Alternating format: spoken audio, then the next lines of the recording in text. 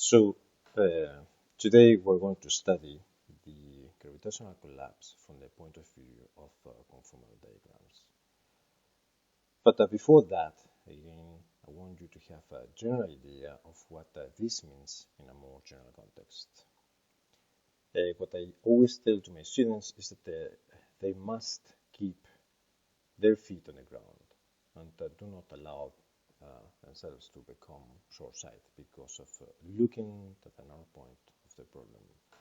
What I mean is that I have met many people who do one thing and do not look away from that thing, and I don't think that's the way to do science, if you want to call it like that.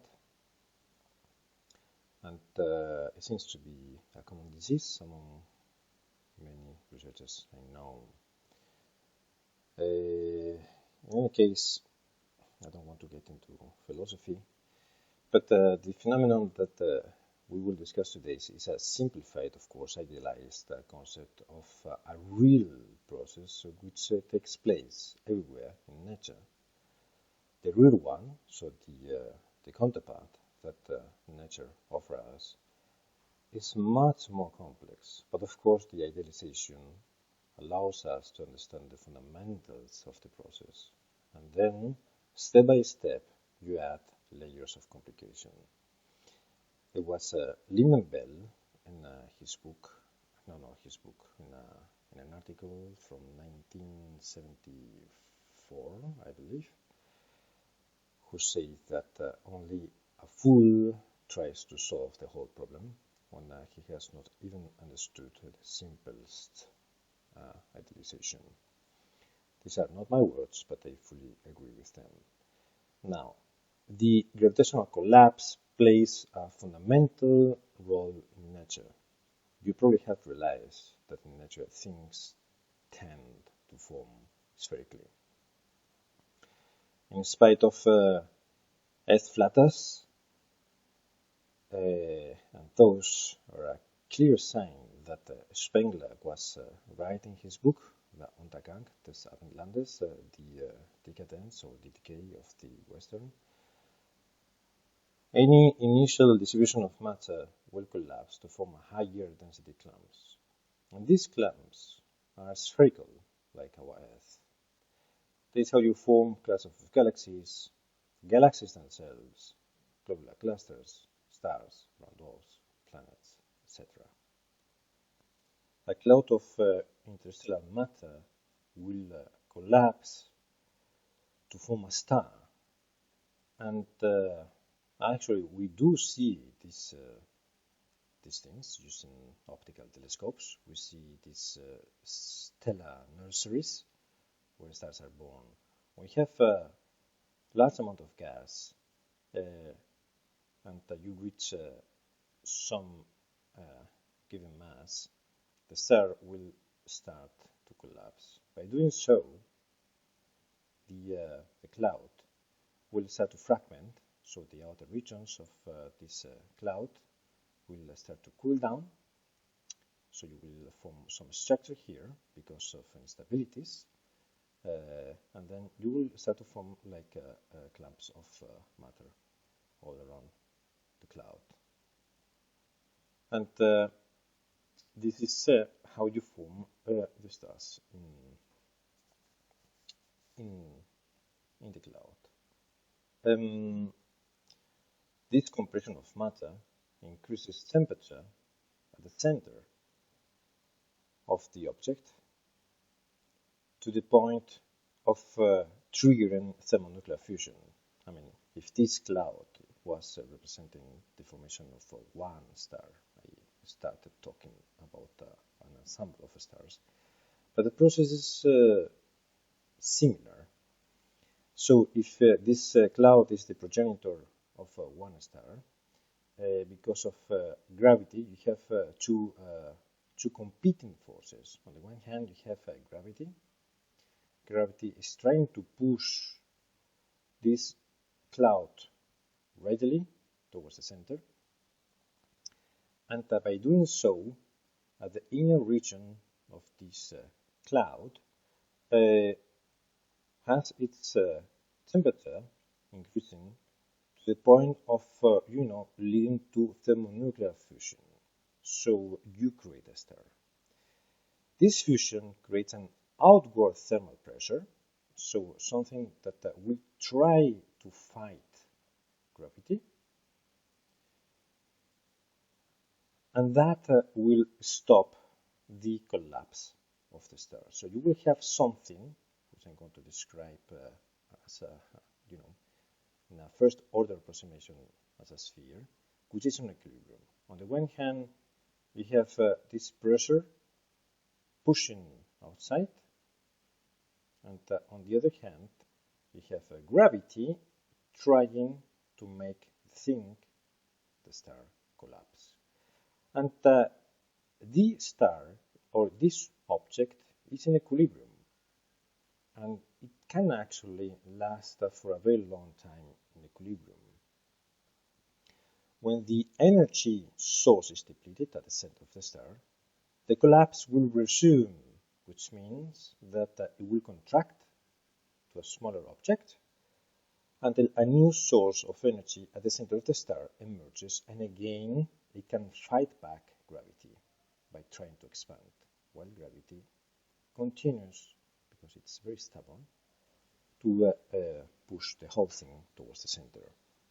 I will not go into details here, but the topic is very nice, and in particular the giant phase and all of the physics involved there are very appealing and still to be understood, because as a matter of fact we do not understand stellar evolution. At least I do not understand stellar evolution. We can solve analytically the evolution of a single star, let alone the evolution of a binary of two stars. You will, by the way, find hundreds of papers published about the evolution of two stars from a binary, in particular since gravitational waves became so fashionable. But the truth is that, for instance, the common envelope phase, at least the way I understand it, is a black box, because there is a large number of free parameters that, in principle, could take, I insist, any value. Well, this is my personal opinion, but I tend to not trust any paper which suffers of this disease. In any case, we have a good analytical understanding thanks to the work that people did before computer simulations led to partial lobotomy in the community.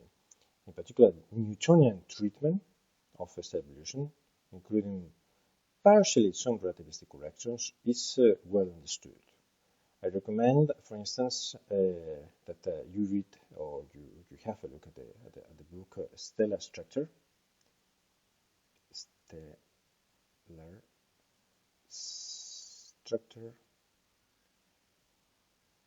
and Evolution by Kippenhahn,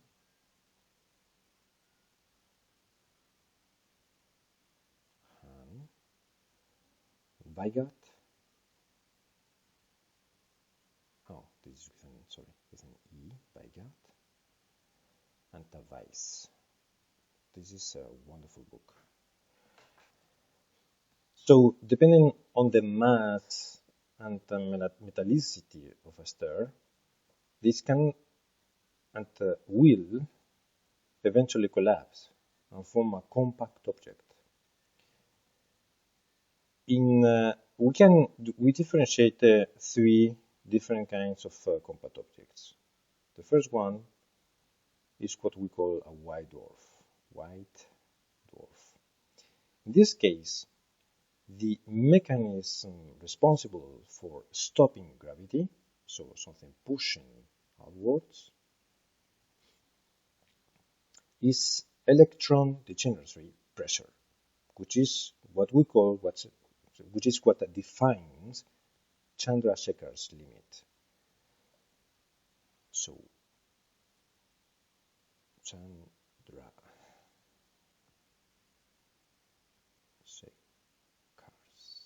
limit, that gives you the maximum mass that a white dwarf can have. In the case of these objects, which we call neutron stars, what stops gravity is neutron degeneracy pressure and short-range repulsive neutron-neutron interactions mediated by the strong force. And then we have a third kind of compact object, which we call black hole. And in the case of a black hole, there is nothing stopping gravity. Now, probably you have heard and read about these three objects a lot of times during your graduate, undergraduate, or even high school courses. But I would like to insist on some important aspect. So it was Schwarzschild, if you remember, who first worked out the exact solution of Einstein's equations. He describes the gravitational field of a spherically symmetric body in the exterior. Okay. Much later, it was identified to be the metric of a non-rotating black hole. So what Schwarzschild did was to solve Einstein's equations, and only much later they realized that mathematical derivation could indeed correspond to something existing in nature. I have heard that Einstein himself was not very happy about this because he thought that this kind of object would be an anomaly in nature, and he didn't like it. But in any case, there are a lot of quotes by Einstein which are not true. So I don't know about this one. In any case, I'm going to give you a little bit of history. In 1958, David Finkelstein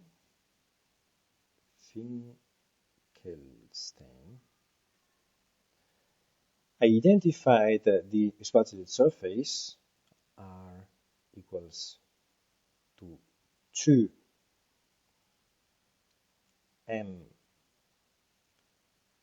G divided by c squared, and probably you recognize this number here because we have been setting this to 1 all the time, as an event horizon. And he called this a perfect unidirectional membrane. Causal influences can cross it in only one direction. And this is a quotation from his paper. Now, in 1963, Roy Kerr, who is a very nice person, I met him personally, and it was very fun how he started his talk at the Albert Einstein Institute some years ago by showing a slide with an email he had got from a student, and that student was very impressed to find out that Roy Kerr was still alive. So Roy Kerr found a family of Einstein's field equations that are axisymmetric and stationary. In 1965, Penrose presented a paper in which he predicted that a singularity must, and I underline that must, lie within a horizon.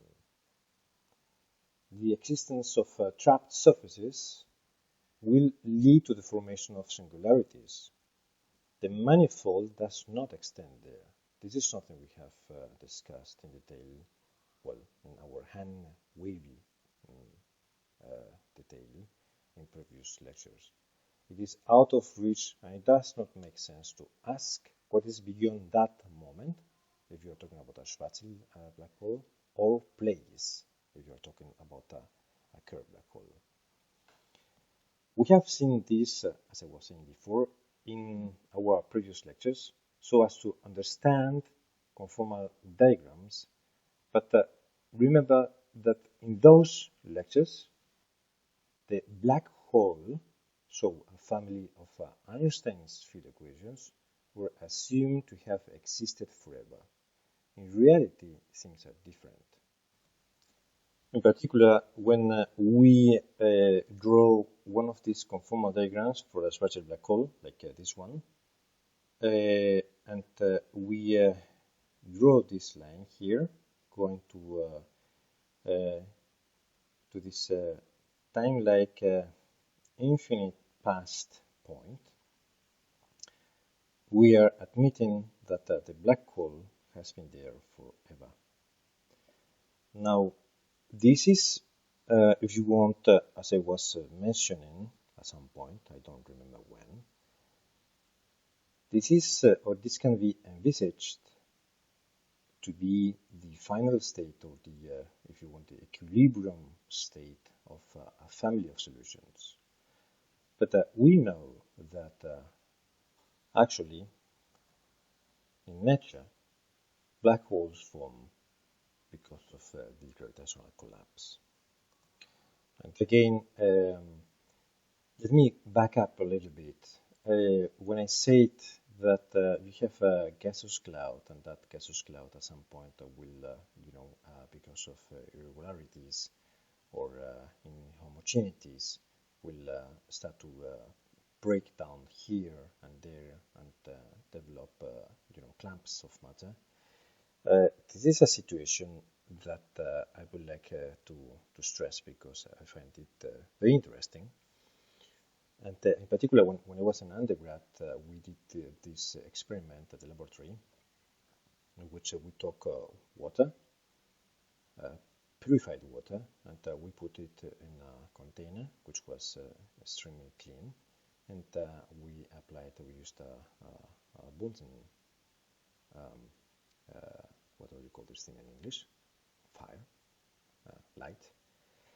And we then measured the temperature in the water, of course in a much more subtle way than what I'm doing now, in order to avoid the introduction of any kind of irregularities. And what we could see was the temperature going up in the thermometer to say 90 degrees Celsius, of course, 100 degrees, 110, 120, and the water would not boil.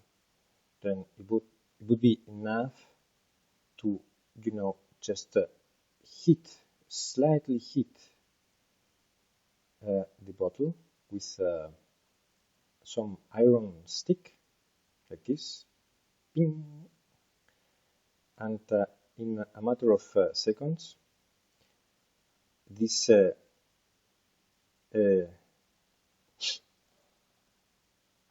perturbation in the surface of water would induce irregularity, which would trigger a very quick boiling of the water.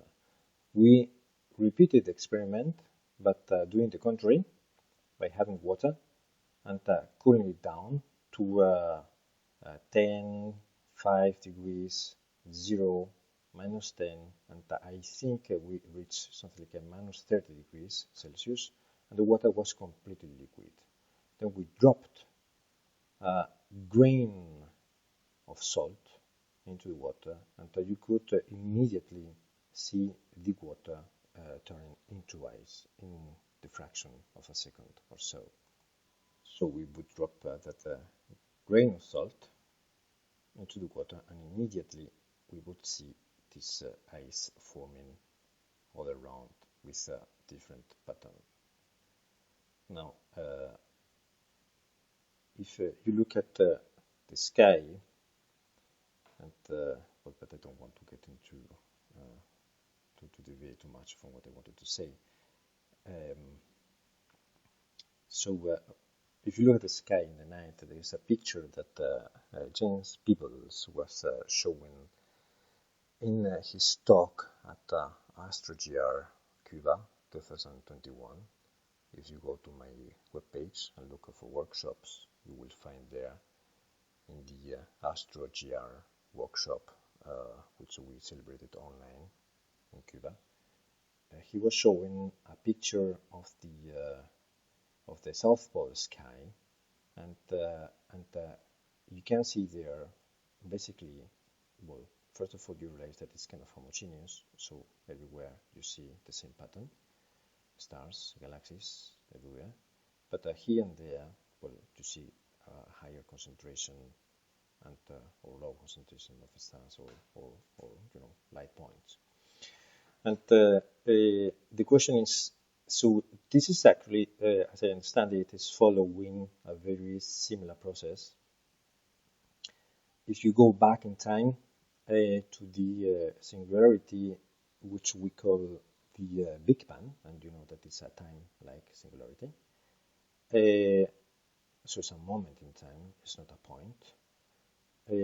Everything, in principle, should have been completely homogeneous, and then something happened.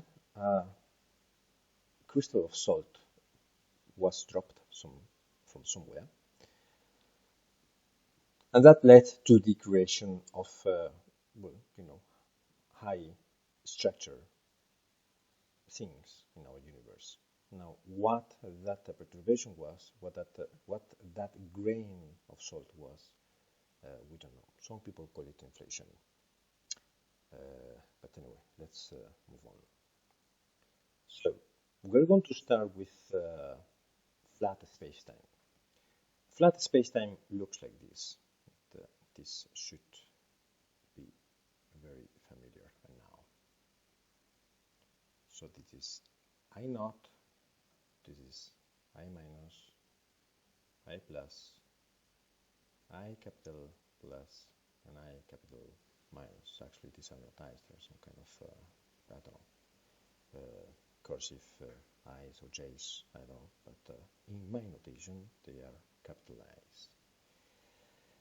Anyway, if you are living in this flat space-time, which might be your city, you might have the impression that your city has always been there, so from minus infinity to plus infinity, because from your perspective, this is your life. You are born there and you die over there. Things have been always the same. Now, the question, of course, I'm trying to speak with a little bit of humor, but the question is the following: how would a star look like in this diagram? First of all, let's cancel ourselves from this diagram, and let's add a star. Remember that we're working on with spherical symmetry. So one point on this diagram is a sphere. So let's take this sphere.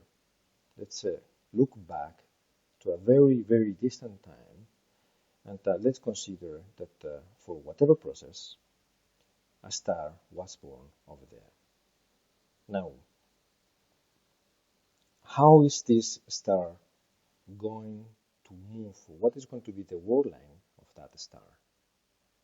So we're going to assume that our star is perfectly spherical, it's symmetric. It has a center, a well-located center at r equals 0, and it expands, or it extends, I don't know, it occupies a radius of r surf. Of course, that's stand for surface. Now, you can think of this star to be built by building blocks of clumps of matter. Some clumps of matter will be very close to the surface, others will be very close to the center, and others will be in between. Now, every one of these clumps of matter is going to have a different world line, because the star is going to be collapsing gravitationally, the clumps of matter will tend to move to the center, which corresponds to r equals 0. But every one of them, like this one and that one, will have a different word line. So if we choose a set of coordinates in which surfaces of constant radii look like this, remember that this is coordinate dependent. I explained that, I think, in one of the first videos, in the spatial diagram. Sorry, in the flat diagram. Then we could say that the surface of the star is going to evolve like this. As I said, and I really want to stress this, it depends on the choice of your coordinates. By looking at the diagram without knowing what coordinates we're using, you do not know if the star is expanding, contracting, or both things. In any case, you'll have that's going to be corresponding to the surface of the star. This is the surface. Here, of course, we have r equals 0. And then we have a family of different word lines corresponding to, well, sorry, that should actually, let's draw it like this. Different word lines like this. Okay. So, what we're doing is to consider the evolution of compact initial data from some initial Cauchy surface, which we have defined over there, resulting in a collapse to a black hole.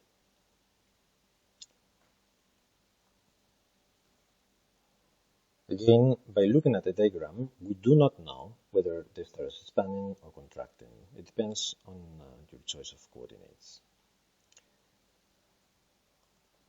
The only invariant thing in these diagrams is the light cone, so the very famous 45 degrees thing. Okay. Now, it is important to note that inside of the collapsing star, so anything inside of that surface, has a geometry that we do not know. It is regular because we have a center, the t-axis. But we don't know what is the geometry. When the radius corresponding to the surface is equal to the spatial radius, you will form an event horizon. The star collapses in the future into a singularity. If you have an event horizon forming, then you will have a singularity in the future. And this has an interesting consequence. R equals 0 here starts off as a regular time-like curve. But when we form the event horizon, then it will turn into a singularity. So the upper left corner is not I plus. So this thing here will stop to exist. So let me redraw this again so that it is a little bit cleaner. So before I draw here the event horizon, I want to insist that each point of the curve defining the surface of the star is a closed sphere that represents the surface of the star. We're looking at the evolution of the star from the reference frame of the star itself, so that the center of the star is located here at r equals 0. Now, the event horizon forms at some point, at some moment, when the radius corresponding to the surface equals the Schwarzschild radius. And it is a straight line. It is a null line. And therefore, we know that it extends to the past from the surface of the star to r equals 0. So, at some moment, the star will collapse and form an event horizon. The slope has to be 45 degrees, so that it will look like this. Now, when this happens, then the upper part of the diagram is not anymore what we have in this plot, and I have to modify it. First of all, this I plus disappears and is moved over here. Also, this part of the plot is wrong, and you form a singularity, right, from this point. So it's going to look like this. You will have r equals 0 here. This is the singularity. And of course, this is too much. We cannot extend space-time. Some very important considerations to make. First of all, we do not have the white hole anymore, and the other universe is also out of reach, so that the usual Schwarzschild diagram, which look like this, does not exist anymore. This is cancelled, does not exist. If you happen to be very close to the event horizon, you could cross it and meet the star in your space-time and even interact with it. But in the distant future, both the star's constituents and you will reach the singularity in a finite time, and you will get out of our space-time. It is interesting to note that we know very well where the event horizon is located. A different thing is something that we call the apparent horizon.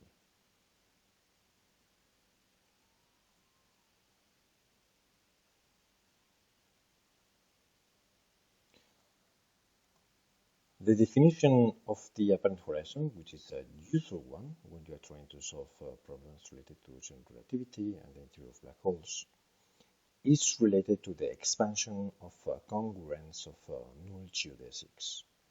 What you do is to evaluate the congruence of initially parallel geodesics and at a point, and then evaluate if they converge like this, or if they diverge like this. This is the way of defining the apparent horizon.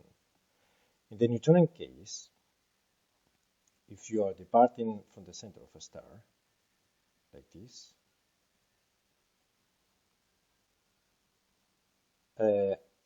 radial light rays diverge from each other, and if you go in, so if you go in the opposite direction, they converge. On the horizon, something funny happens.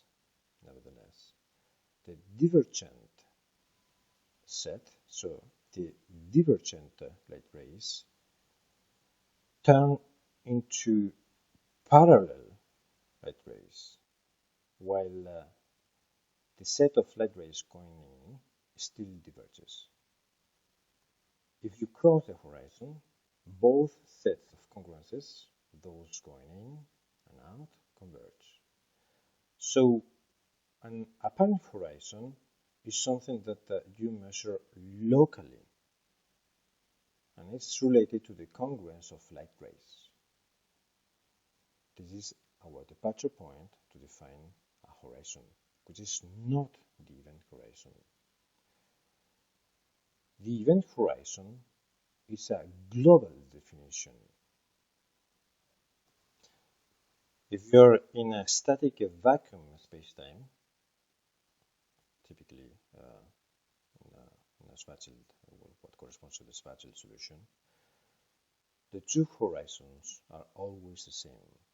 The event horizon coincides with the apparent one. If you have matter, however, you are not anymore in a vacuum, and the two are different. There is, however, a general solution which tells you that the apparent horizon is always inside of the event horizon, and it is a space-like surface. So it will look something. It will look like something like this. Well, as for the shape, it can be a very complicated one because it depends on the details of the geometry. Now, what I have given to you is the mathematical definition of the apparent horizon, but what it means physically is the following. So the apparent horizon is a space-like surface, but we do not know how it looks like or the exact location of it because it depends on the geometry of the interior of the star. It is a space-like surface as a consequence of how we have defined it. Now let's suppose that we are at this point on the space-time diagram between the event horizon and the apparent horizon. We know that the apparent horizon is always within the event horizon, and of course it's limited by the surface of the star. Now, you can have the impression that you are outside of the apparent horizon because you can actually shoot yourself out of it if you fire your rockets. But in the end, you have to eventually always fall in because it's like we are drawing in this diagram a situation in which for whatever reason you are here in the star and you don't realize it, but you have a shell of matter which is going to fall onto you in your future. So these wall lines are following you, and in your future they will meet you and they will force you into the apparent horizon. This can only happen if there is a geometry around you which is no stationary. An event which will happen in your future will affect your wall line and force you back inside the apparent horizon. Locally, you never know if you are inside or outside the apparent horizon. The answer to that question is something which will happen in the future. You might think that you are very far away from the star and the black hole, hovering at a safe distance. But in your future, there will be a huge collapse of an external shell of matter, this one, which will drag you into the black hole.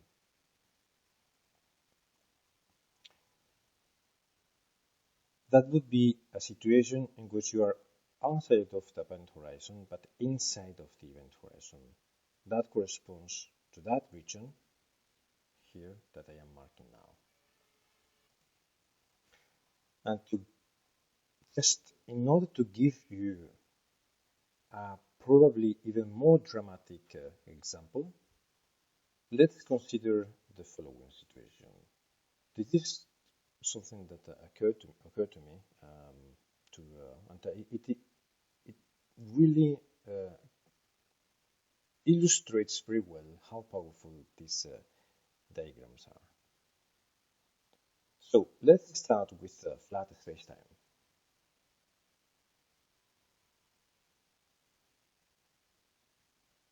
This is flat spacetime, and an observer moving from minus infinity.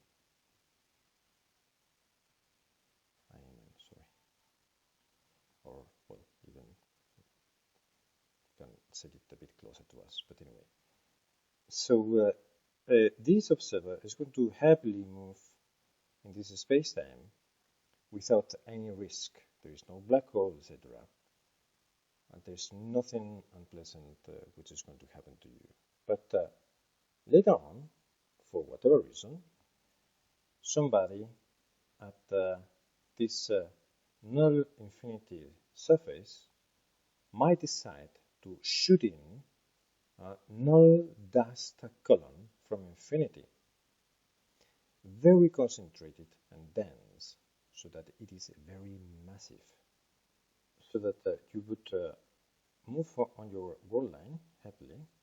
But again, as I said, somebody in your past at some point might have decided to shoot in that column of dust with a 45 slope like this.